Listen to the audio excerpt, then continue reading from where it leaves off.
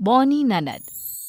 सुबह सुबह पूजा अपनी ननद प्रीति के कमरे में उसको उठाने के लिए आती है और देर तक सोता हुआ देख उसके ऊपर से कंबल हटाते हुए अपनी ननद से कहती है, सूरज सर पर आ गया, पर अभी तक तुम्हारे लिए सुबह नहीं हुई। अरे आज उठना भी है या नहीं? भाभी उठ रही थी मैं। उठ रही थी?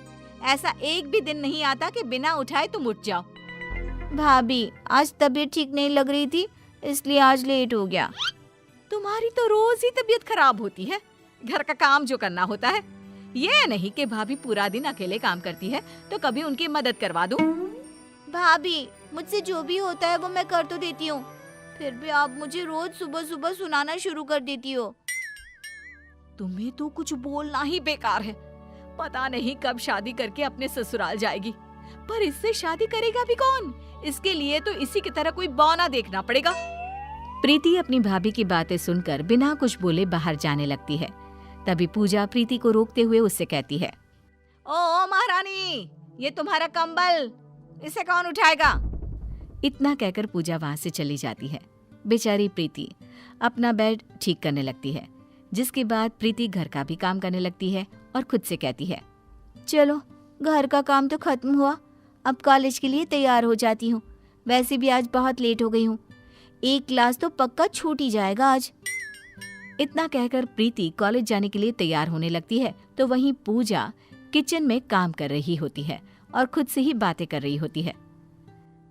पता नहीं क्या करूं, प्रीति के लिए कोई ढंग का लड़का भी नहीं मिल रहा। जो भी मिलता है उसको उसकी हाइट की वजह से रिजेक्ट कर देता है। ऊपर से वरुण है जो मेरी एक नहीं सुनते। पता नहीं इसका घर कब बसेगा। इतने में पूजा का फोन बजता है, जिसे देख पूजा अपनी चाय लेकर हॉल में जाकर बैठ जाती है और फोन पर बातें करने लगती है।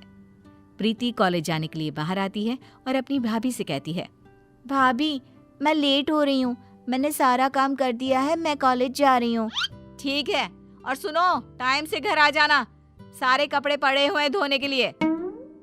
प्रीति बिना कुछ बोले वहां से चली जाती है और शाम को जब प्रीति घर आती है तो वो धुलने के लिए सारे गंदे कपड़े देखती है।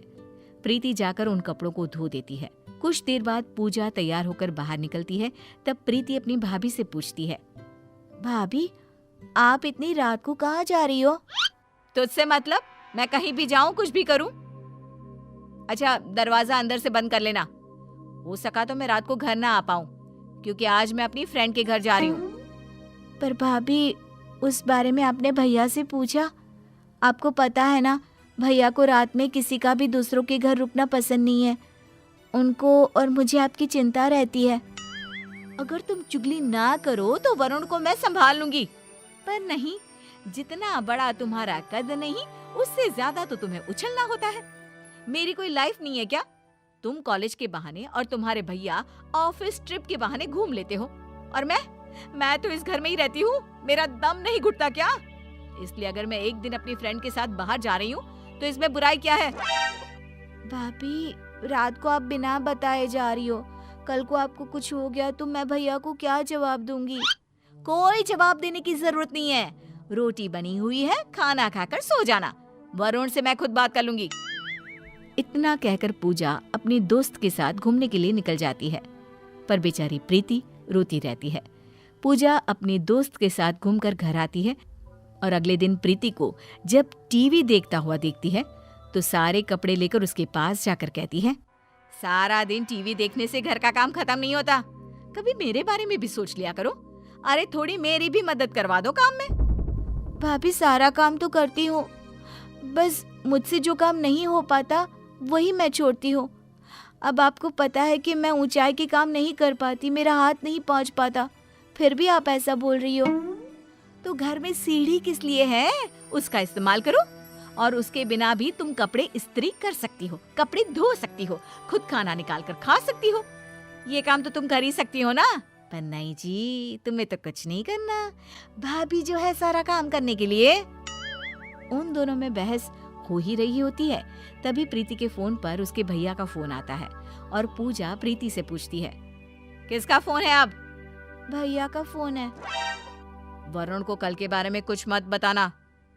फोन उठाते हुए प्रीति कहती है, हेलो, हाँ भैया ठीक हूँ मैं, आप बताओ।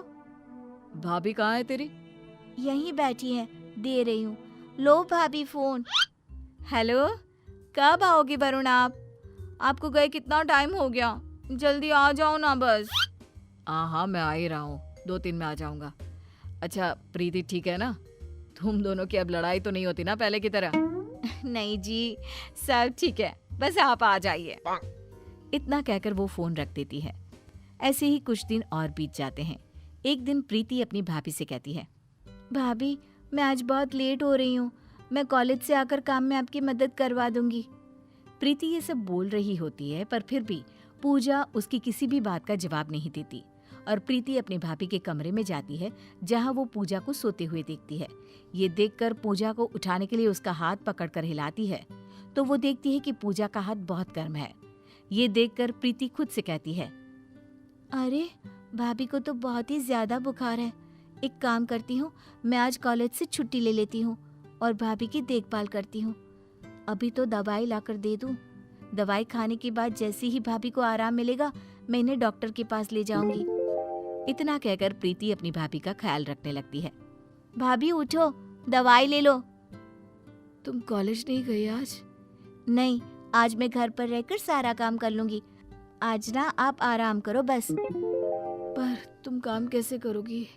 तुम्हारा हाथ नहीं पहुंच पाता और आज किचन की सफाई भी करनी थी। भाभी मैं सब कर लूंगी, आप बस आराम करो। प्रीति अपनी भाभी को दवाई खिलाती है और आराम करने को बोलती है। तब पूजा कहती है, प्रीति मेरे सर में बहुत तेज दर्द हो रहा है।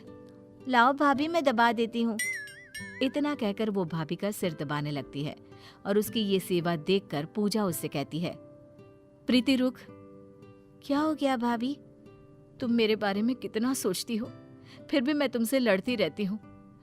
तुम्हें तुम्हारी छोटी हाइट के लिए सुनाती रहती हूँ। मुझे माफ कर देना प्रीति। कोई बात नहीं भाभी, वैसे भी आपका हक है मुझे डांटने का, क्योंकि मुझे पता है आप नारियल की तरह ऊपर से कठोर और अंदर से नरम दिल के हो। आप मुझसे माफी मत मांगो। आप जितना मुझसे लड़ती हो उससे कहीं ज्यादा तो मेरे बारे में सोचती भी हो। इतने में वरुण भी आ जाता है और उन दोनों का प्यार देखकर खुश हो जाता है, जिसके बाद वो तीनों खुशी से रहने लगते हैं। कहते हैं ना, जहाँ 4 बर्तन होते हैं वहाँ सनसनाहट तो होती ही रहती है।